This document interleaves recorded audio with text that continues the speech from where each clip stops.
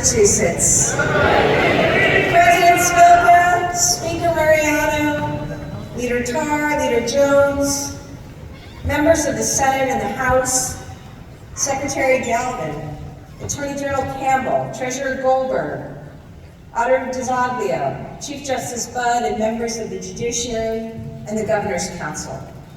Governor Dukakis, Governor Stitt,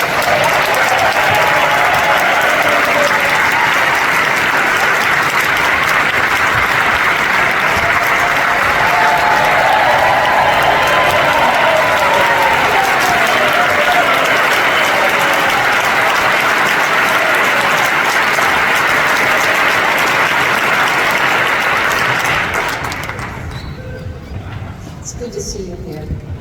It's also good to see Governor Swift.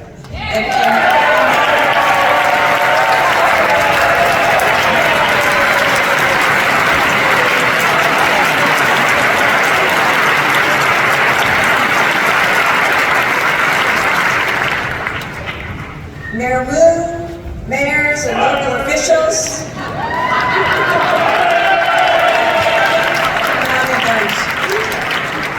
leaders from business and labor, clergy and guests, thank you for being here tonight.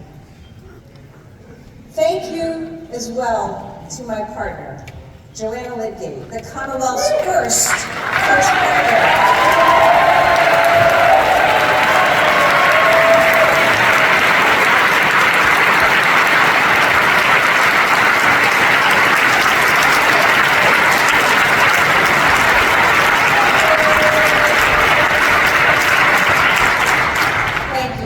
Thank you for all of your love and support. And thank you to my family for all that you've given to me.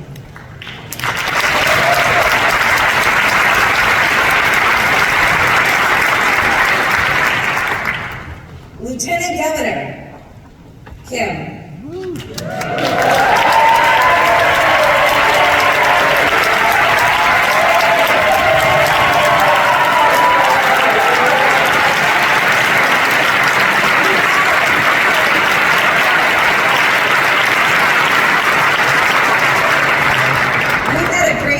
It's been so special to work with you. Your knowledge of local issues is unmatched, and your care and compassion for our residents is unbounded. Plus, she's got a pretty great selfie game.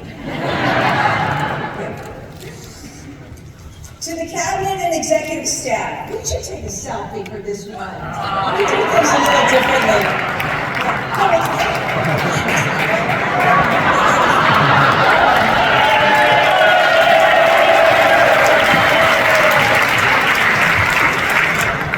Forgive us, we're rookies. To our cabinet and executive staff, you are the best teammates we could ever have. Thank you.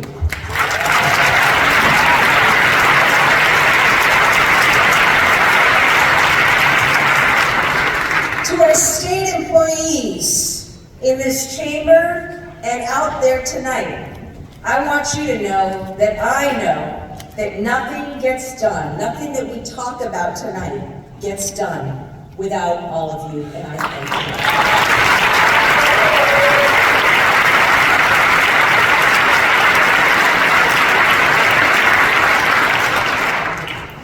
you. To our service members and Gold Star families, know that your sacrifice is never forgotten. At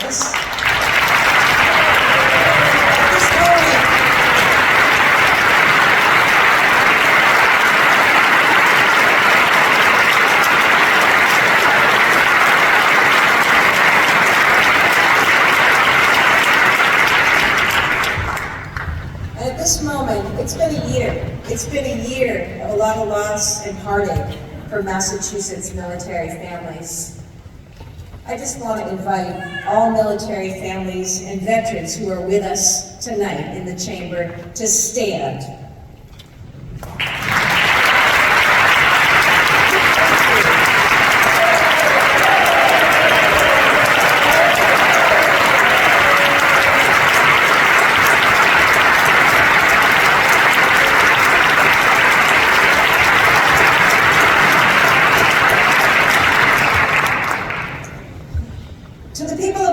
Massachusetts, those here tonight and those watching at home, thank you for welcoming me into your communities throughout this year, welcoming us in to celebrate wins and grieve losses, to share your struggles and your hopes.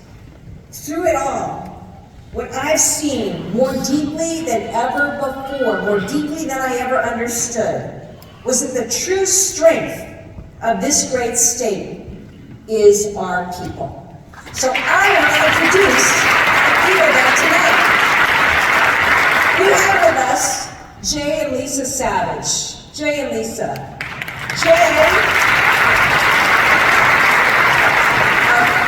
Wait till you hear about it. Jay is a fourth-generation potato farmer from Deerfield.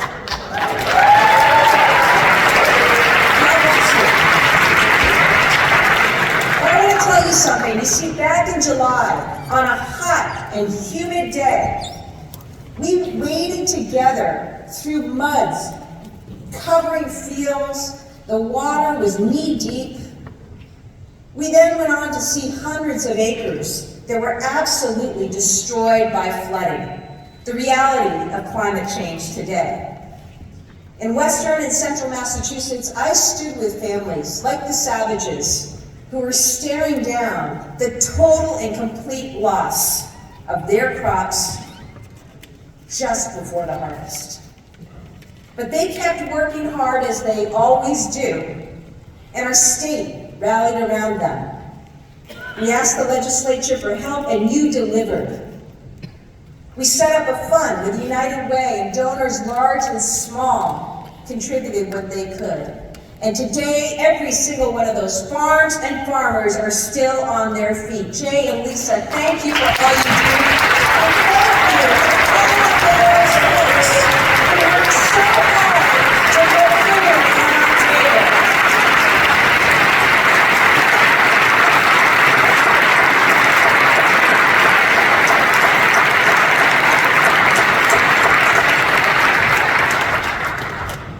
Also with us tonight is Danita Menz.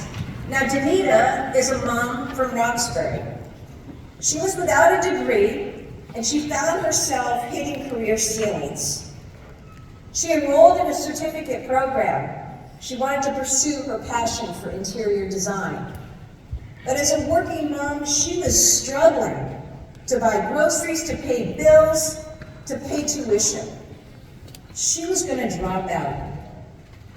We know there are thousands of people in our state like Danita. That's why this year we worked closely with the legislature and we did something special. We created Mass Reconnect. It's a program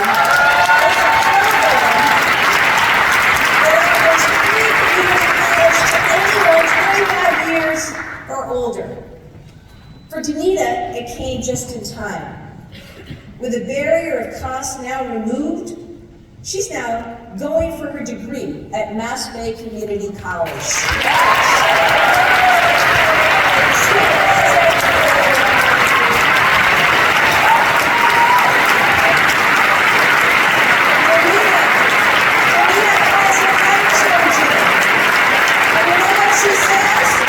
says she can now talk to her little guy, her little son Otis, about the importance of education because she is living it. That's generational impact. And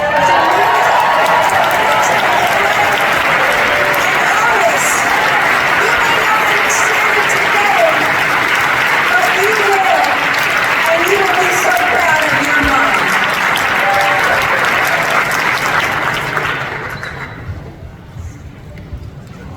You know what's also great about that program that we did together? Public enrollment in higher education is up for the first time in 10 years in this state. That's a really good thing for our students, for employers who are going to benefit from a more skilled workforce, and for our economy, so I thank you. A year ago, you put your trust in us, and we've worked hard every day to try to live up to that responsibility. The whole way, we've been guided by this simple truth. that behind every decision we make is a student, a family, a business owner, a senior. That's who we work for. Yes, our economy is strong. Massachusetts has more jobs than ever before, and unemployment is at an all-time low. But we also know that prices are high, and too many families are having a hard time making ends meet. Many of us understand what that's like. I think of my own mom, raising 5 of us kids alone.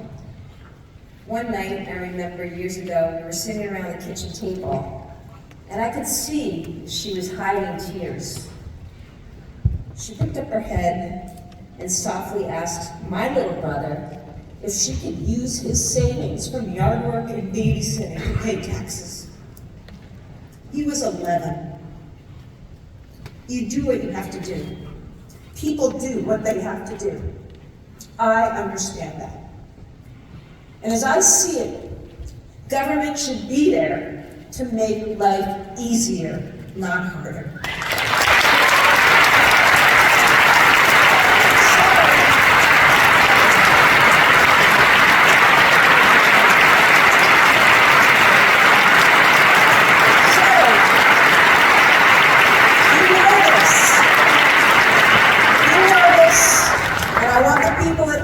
To know this. That's why we were determined to deliver relief from high costs.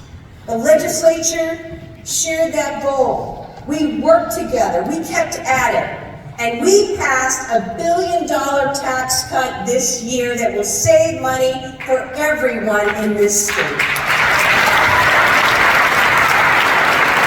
That's right. We cut taxes for the first time in 20 years in Massachusetts. You will see the savings when you file your returns in April. We now have the most generous child-independent tax credit of any state in the country. And we also got rid of the 2-child cap. For someone like my mom, the extra $2,200 would have meant something. For every family with a child or an adult with disabilities, you're going to get dollars back to help you pay for groceries, utilities, gas, and housing. Renters and commuters will also get more money back, as will folks dealing with lead paint and septic systems. Families will be able to pass on more of their hard-earned money because we also cut the estate tax. Businesses will save money when they start here, stay here, grow here. And our seniors will benefit as well. With us tonight is Elaine Correa. Elaine is 87 years old, God bless you, a retired nurse, still active in her community. Let me tell you about Elaine.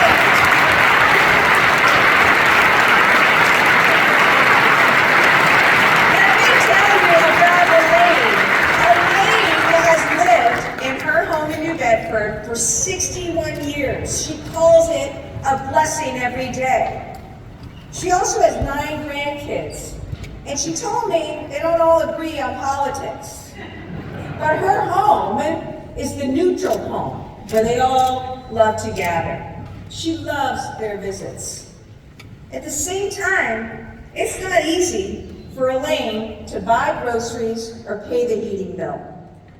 Elaine, it's stories like yours that inspired us to double the senior housing credit to $2,400 because no one should have to worry if they can afford to stay in the house that they love.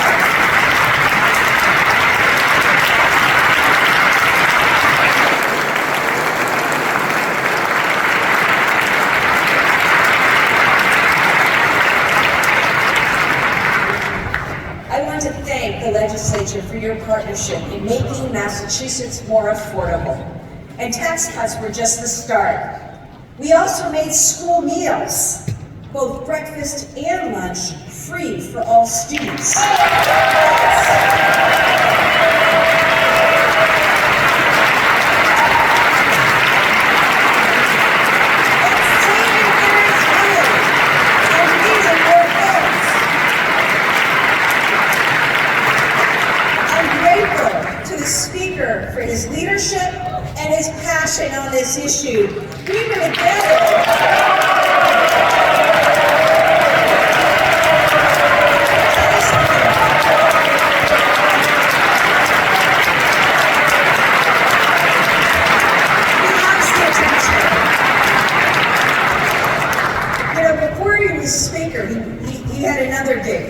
teacher. And we went back to Snug Harbor Elementary School in Quincy, where he taught. And Mr. Mariano, as the kids still call him, taught us that free meals mean so much to kids and families out there all across this state. A better focus on learning and a burden lifted from families. That's a good thing. Thank you all for getting that done.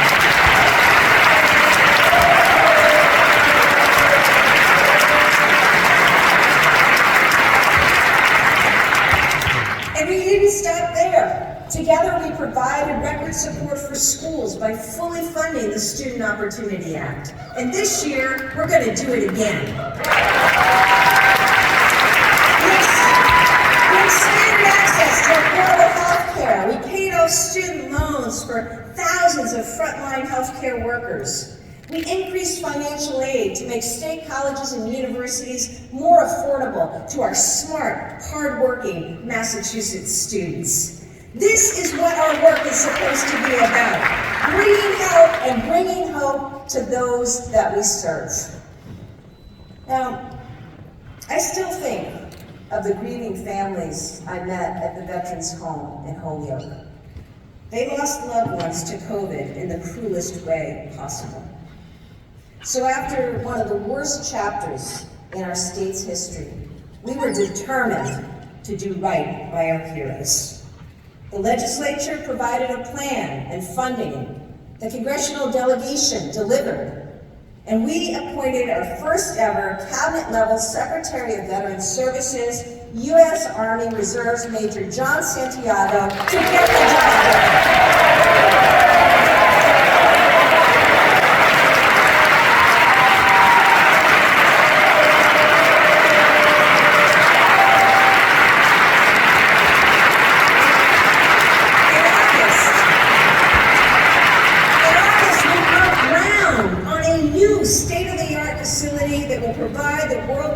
Care our veterans deserve. And in December, we opened an equally beautiful Veterans Home in Chelsea. We've started a new chapter, and we will never let our veterans down again. So now let's pass the HERO Act and make sure that all of our veterans get all the respect, all the services that they've earned.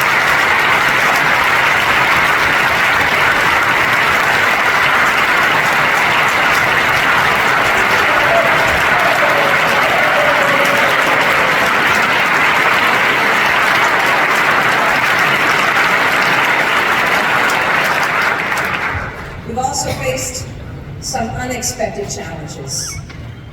Now, I'm proud of the way Massachusetts stepped up with compassion and solutions for the influx of migrants that's testing states all around this country. This is a hard issue and one without easy answers. It's also not something that we created.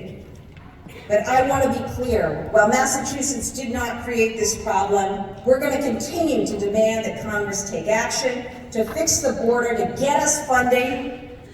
We're also not waiting. We're showing a way forward. In November, we put on a work authorization clinic, and now, thanks to that, 3,000 of our new arrivals have work permits. Every day, they're connecting businesses who need work, like Salem Hospital, that recently hired several migrants and now, for the first time in years, is fully staffed in their housekeeping custodial departments. We're going to do that all around this state, connect new arrivals with employers while we continue to advocate for Massachusetts.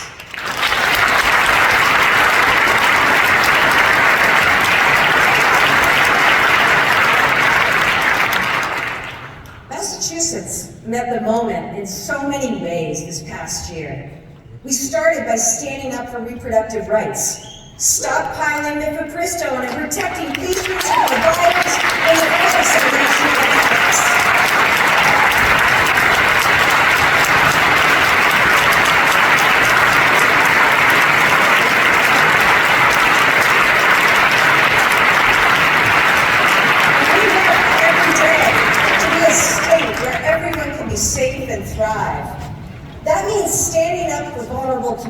communities with a new hate crimes unit in the state police. Celebrating the first ever Youth and Family Pride event right here at the State House. Taking action to close maternal health disparities with a first in the nation initiative. Delivering state services in more languages and with better digital access for people with disabilities.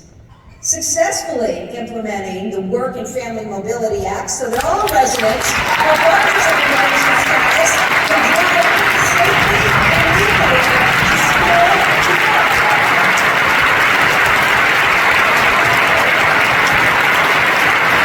It's turning climate change into opportunity with the appointment of the country's first cabinet-level climate chief and the first green bank dedicated to building healthy, affordable housing.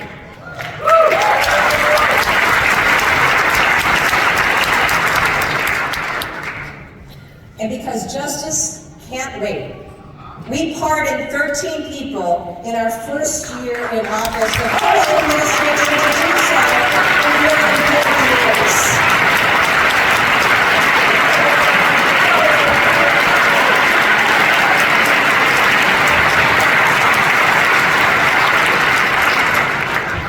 We set high goals for our first year in office. I stood here a year ago and made a bunch of promises to you and to the Massachusetts public. And because we came together and we acted with urgency, we delivered results. We met every single one of those goals. Today, Massachusetts is more affordable, more competitive, more equitable than it was a year before. And the state of the Commonwealth, like the spirit of our people, is stronger than ever.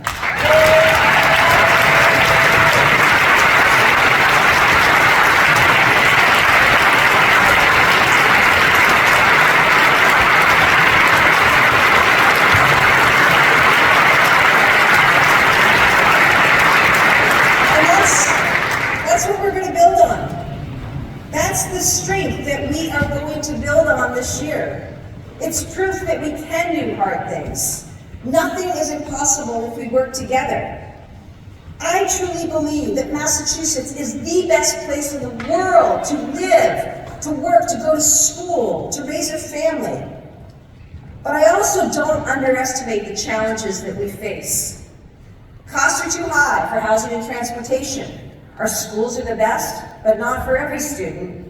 Congested roads and slow trains steal our time and our joy. It's frustrating. And while many of our industries lead the world, the competition is only getting tougher. It's also true that as a state, we had several flush years with a lot of pandemic-level funding from the federal government that now goes away. So we need to be smart with how we spend our money, your money. That's what we're going to do. The good news is that our economy and our fiscal health are strong.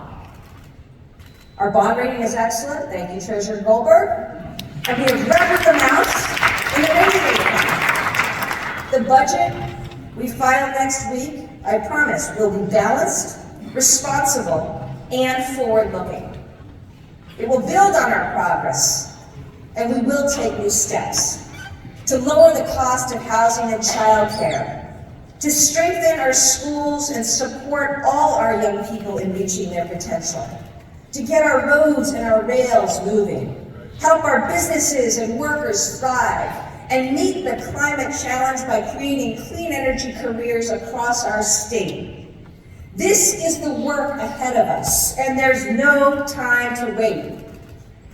It starts with housing, the biggest challenge we face.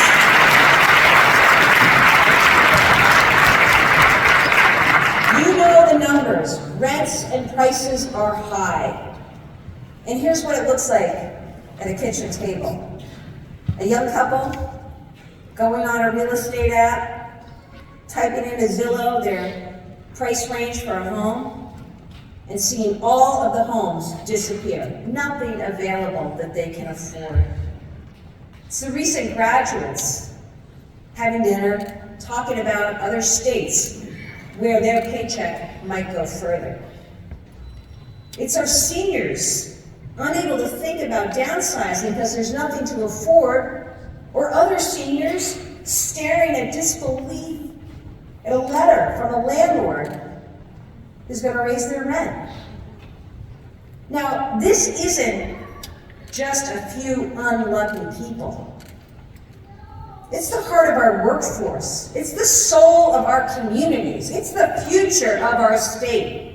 So we have to act, and we have to act now to make it easier for everybody to afford a place to live in Massachusetts.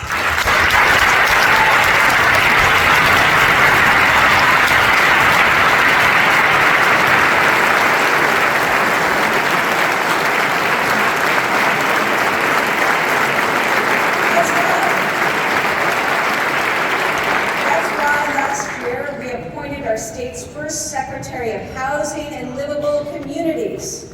We tripled tax credits for new housing and increased low-income housing credits.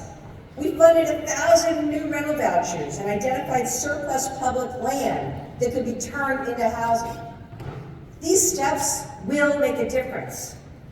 But we're dealing with a housing shortage that's decades in the making. To get costs down, we have to go big, and we have to go big now. That means passing our $4 billion Affordable Homes Act, which is the most ambitious housing plan in Massachusetts history.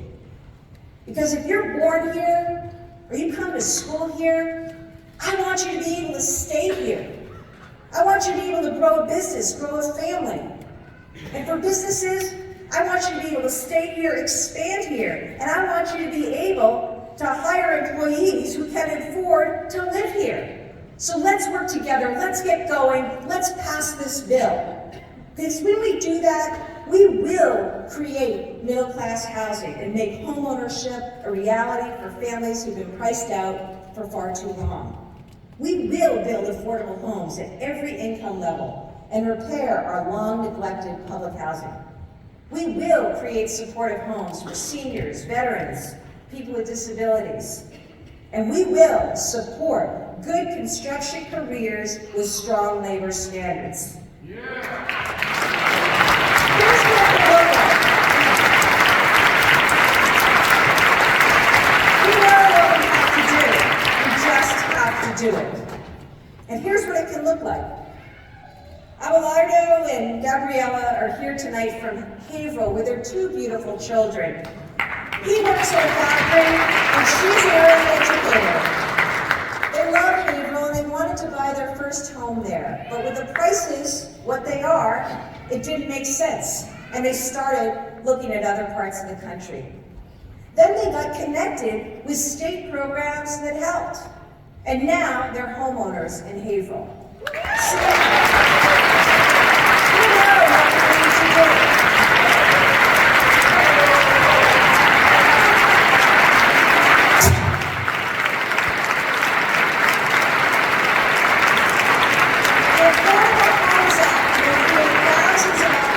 Just like theirs.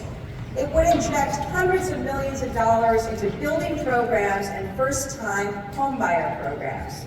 It will reduce barriers to housing production and give communities the tools they need to develop housing where they need it. It will bring down housing costs for everyone.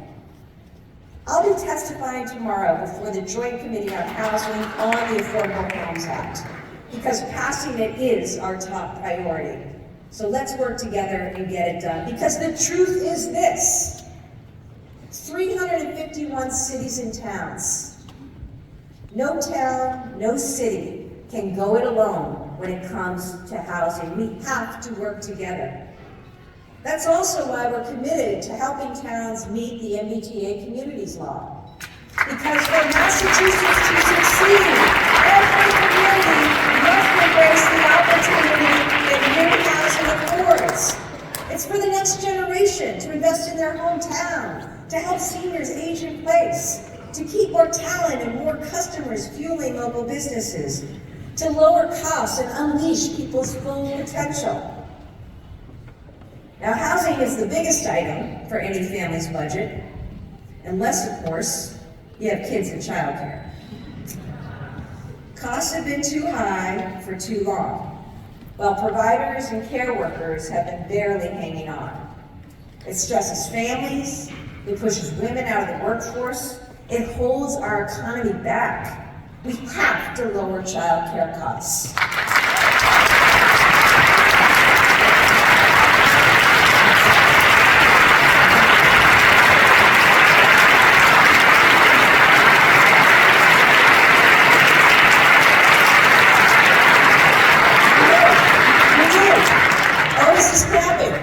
We do. You know, last year, we delivered nearly $500 million in money to stabilize, right, the sector. And that was good. It made it easier for families to get financial help. This year's budget will keep that funding in place. But we need to go further. Yesterday, we were at the Y in Malden. We met some dedicated early educators and some very cute kids, did we not, Dr. Tutwiler?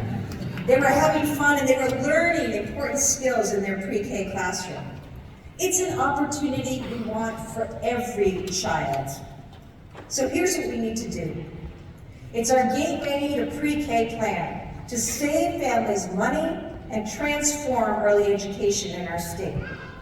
First, we'll direct help to thousands of families by expanding eligibility for state financial assistance. In this program, child care costs are capped based on what you can afford. Next, we'll set a new goal for early education in Massachusetts. Let's have universal pre-K for every 4-year-old in Massachusetts. Let's do it.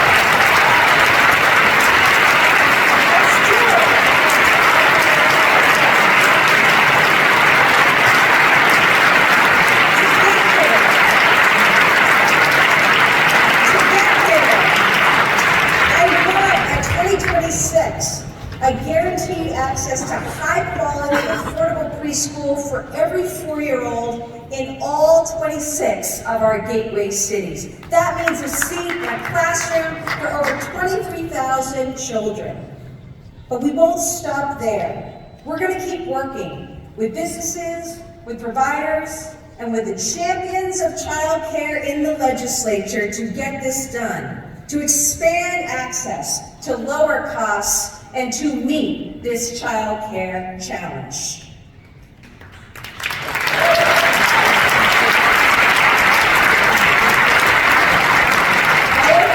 By every metric, Massachusetts has the best schools in the country.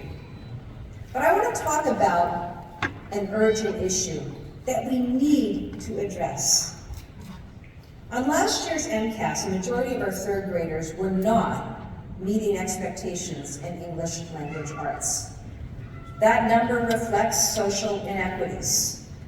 It also reflects the fact that many districts are using out-of-date, disproven methods to teach reading, and our children are paying the price, some struggling for years to catch up if they even can. So we're changing that. Tonight, I'm announcing literacy launch. And over the next 5 years, that's why budget investments, here's what we want to do. We will make best reading materials available to more districts. Schools that are using the right materials now are seeing major gains. We can bring that impact to every single classroom. We'll also mandate that educator training programs teach evidence-based instruction. And we'll support our teachers in adopting best practices every step of the way. Massachusetts, we're home to the first public school, the first college, the first library, and I want us first in literacy.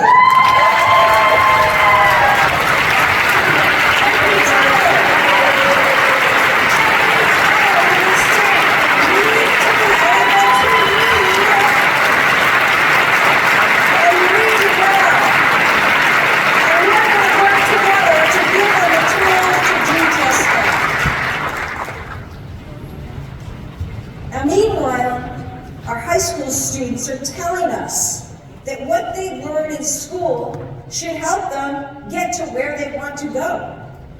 So we'll keep growing our early college programs, so you can go to high school and earn community college credits and college credits at the same time. We'll invest more in innovation pathways that provide hands-on, work-based learning while you're in school. That's going to connect our students to lifelong opportunities, whether college or skilled careers. And it's going to be great for our workforce and for our economy. I see every day so much strength in our young people, amazing young people around this state. But for too long, too many children and teens haven't felt okay. There's a crisis in youth mental health. It's hurting our young people, it's stressing parents and straining families, and we have to do everything we can to address that.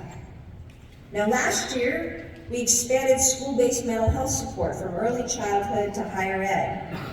We also launched 26 community behavioral health centers to provide urgent in-person crisis response around the clock. They've served thousands of children already. And in just 1 year, we've cut in half emergency room stays for youth mental health. That's real impact.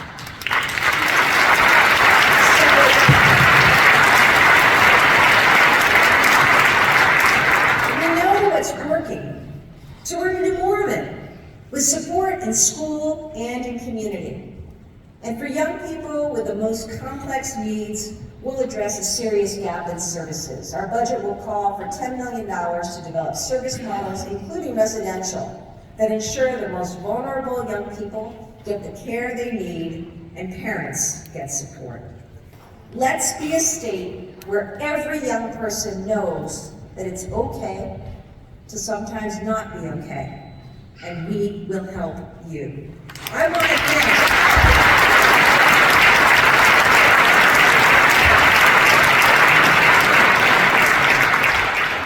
want to thank Senate President Spilka for her profound leadership on this issue. She set us on the right path with the Mental Health ABC Act. She shared her family's own struggle with mental health, and in doing so, further helped to destigmatize what so many parents, what so many kids, what so many families have experienced at home. She also made sure, and I look forward to continuing to work to make sure that in this state, mental health is valued just as much as physical health. Thank you, Senate President.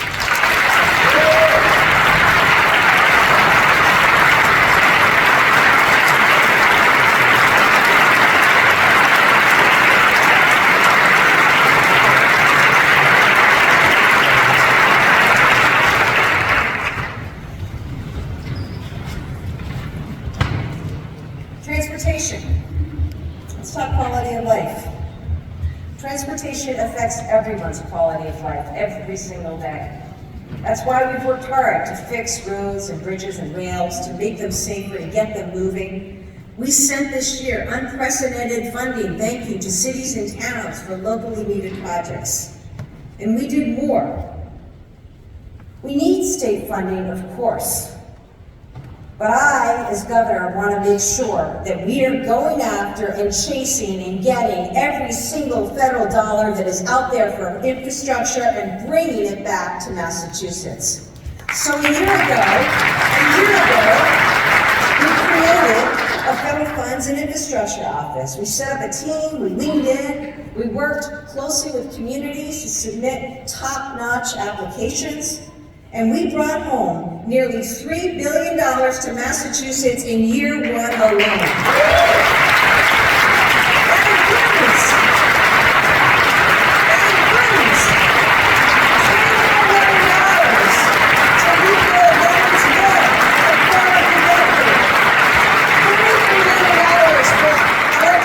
It's $108 million to advance West-East passenger rail in Springfield, Pittsfield, Palmer, and Worcester. And we rounded out the year by winning $372 million to begin finally, rebuilding the Cape Cod bridges.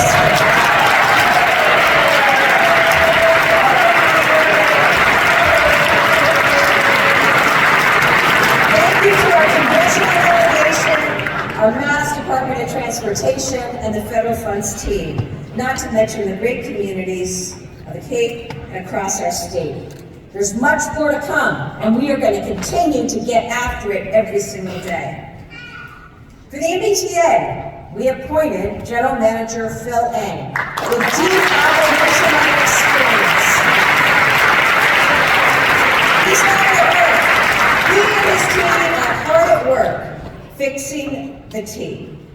Now, when we took office, the T was badly underfunded, very poorly managed, and woefully understaffed. 1,100 vacancies alone a year ago. It's no surprise the trains weren't running on time. So we pledged to hire 1,000 new workers at the T. We got a good new labor contract to help recruit and retain more workers, and last year, the MBTA hired 1,500 new employees, the best year ever. The T has had thank you to the Congress and your partnership. It's making a difference. Slow zones are down, stations are cleaner and more welcoming and accessible. Commuter rail ridership has been over 90% of pre-pandemic levels, one of the very best marks in the country. And platforms, these commuter rail platforms in Lynn and Ashland, there are a few out there, but in Lynn and Ashland, we opened those platforms ahead of schedule. Look, I know we've got a long way to go. I know that, and I want all our T-riders out there to know that. I thank you for your patience as our work continues. But we are committed to making your commutes better. And I can share with you tonight, our budget proposal next week will offer transformative investments to improve all the ways that people get around in Massachusetts. We'll increase funding for local roads and bridges to record levels, with special investments dedicated to rural communities. The double our support for MBTA operations and tackle deferred maintenance so that we can build a system that is worthy of our economy. It is imperative. We'll also establish a permanent reduced fare for low-income T-riders and continue affordable options at regional transit authorities. Finally, to address the long-term needs of our rails and our roads, we'll appoint a task force of public and private leaders to chart a course forward for transportation financing in the clean energy era. You see, there are challenges, and there's a lot that needs doing. But I promise, under our administration, we aren't kicking the can down the road any longer on anything difficult.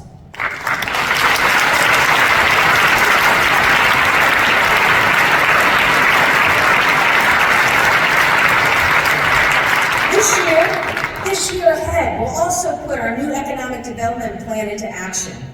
We're going to make it easier for companies of all sizes to do business here in Massachusetts. And we're going to seize new opportunities to grow. From a new tourism strategy to new workforce pipelines through our Mass Talent Initiative. I want things working and moving in our state. I want employees to look at our state and get excited. I want businesses, large and small, to grow and thrive. And I want every company out there to know that we are Team Massachusetts. We're aligned in values. We collaborate across business, government, higher ed, and nonprofits. Last year alone, we partnered well with industry to win a super competitive bid for the federal government. The CHIPS and Science Act was a program that was there to send funding out to states. And working together, Team Massachusetts, we submitted an application and we won the microelectronics hub for the country. That's a big deal. That's going to accelerate advanced manufacturing and create great jobs all across our state. We also work with life science and healthcare leaders to pitch and national hub in ARPA-H. ARPA-H, this is a big deal. America's medical discovery moonshot. It's going to drive investment through our economy, and it makes Massachusetts more likely to be the place where the next life-saving vaccine is produced, where world-changing cures for cancer, for Alzheimer's, for heart disease are going to come from. And it wasn't only our world-class science that won the day, which is something we all should be proud of.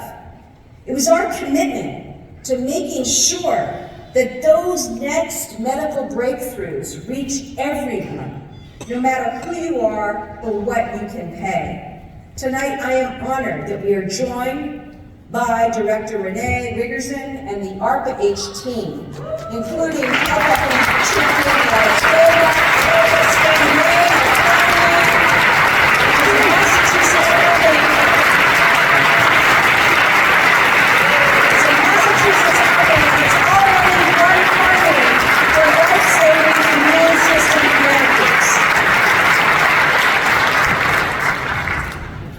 medical discovery has been our state's calling card and our economic engine.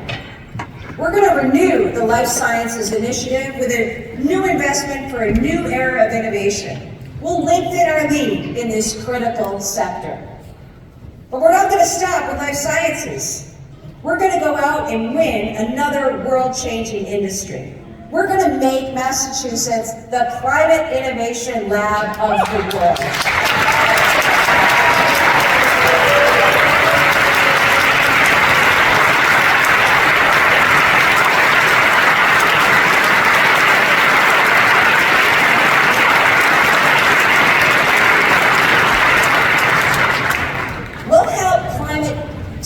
Companies not just start in Massachusetts, but scale in Massachusetts, creating good jobs in the climate corridor we're building across our state. You can see it coming to life. I think about Commonwealth Fusion, a clean energy innovator started at MIT. It's now got 500 employees at Devon's alone. I think about Sublime Systems in Somerville, a startup bringing low-carbon building materials and now 70 manufacturing jobs in Holyoke, working through a state partnership. This is great stuff. Our climatetech initiative will catalyze this growth into global leadership that benefits Massachusetts workers and communities and our economy. Already we're leading the clean energy revolution. Just this month, Vineyard Wind, right off the coast of New Bedford, is sending power to the grid.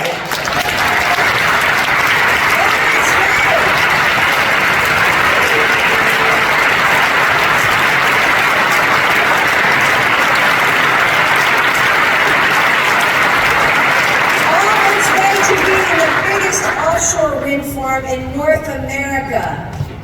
I kid, but it's true. We can land scallops and megawatts at the same time. We're aiming our sights high, as we should. This spring, we'll review proposals for new wind power that could equal up to 25% of our energy needs. And importantly, we're going to develop a workforce plan, because the heroes of this revolution will be the electricians, the builders, the HVAC installers, and more.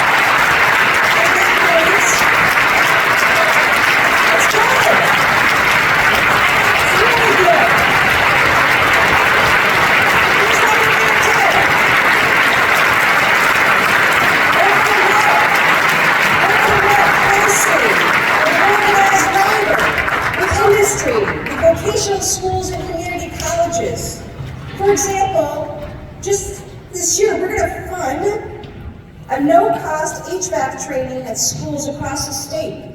That's going to train, it is awesome, that's going to train more than 400 HVAC installers who are going to help us maintain heat pumps that help decarbonize our buildings.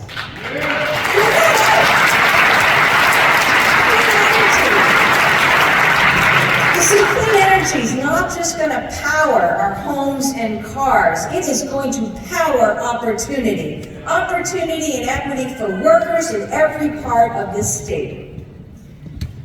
The truth is that our cities and towns are deeply impacted by climate change. We see it already. We saw it in the floods this summer, and we saw it this weekend, the devastation, particularly on our coastlines. So many communities dealing with unprecedented damage. In August, I stood in the kitchen of a restaurant owner in North Andover who was cleaning up slop, watching years of hard work absolutely destroyed by a storm. A month later, I was with a homeowner in North Attleboro whose house took on 6 feet of water in 20 minutes.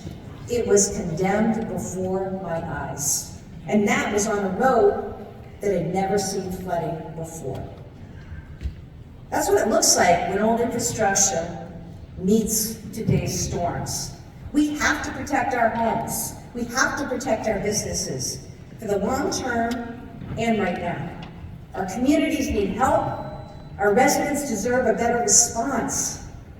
So we're going to increase funding to help cities and towns shore up riverbanks, fix failing dams, fix drainage systems, and plan for the future.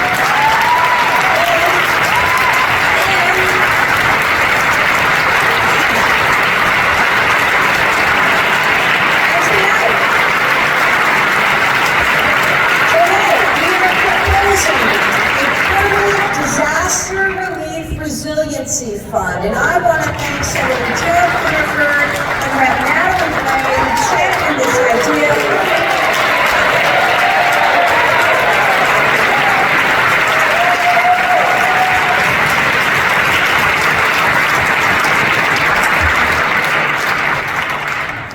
Severe weather isn't going away anytime soon. So let's future-proof our communities and be ready when help is needed. 250 years ago, we started a revolution in Massachusetts. Our state launched the American experiment and changed the course of world history. You can feel it in this building. Just look around you. Paul Revere and Sam Adams laid the cornerstone of this very foundation. The 54th Massachusetts Regiment mustered just outside and marched down Beacon Street on their way to help end slavery and save our union. Martin Luther King Jr. stood right here in this realm, right where I'm standing now, and said, quote, "It is from these shores that a new nation conceived and liberty was born, and it must be from these shores that liberty is preserved."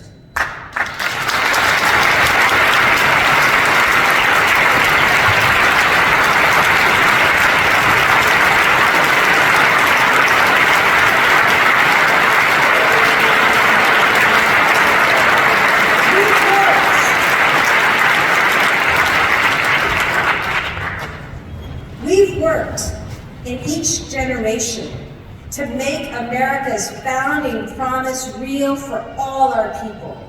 It's who we are. And it's why whatever happens in national politics, Massachusetts will defend democracy. And more than that, we will live democracy and we will show how it works. We're going to take on our toughest challenges by making sure that every voice is heard, every community is listened to, and that every step, trying as it may be, we take together. We know times aren't easy, but you know what?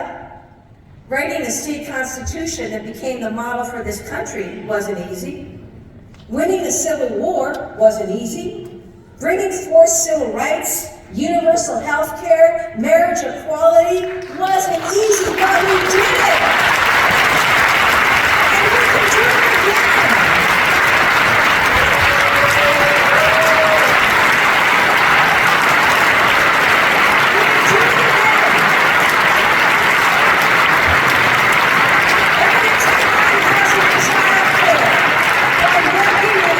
And putting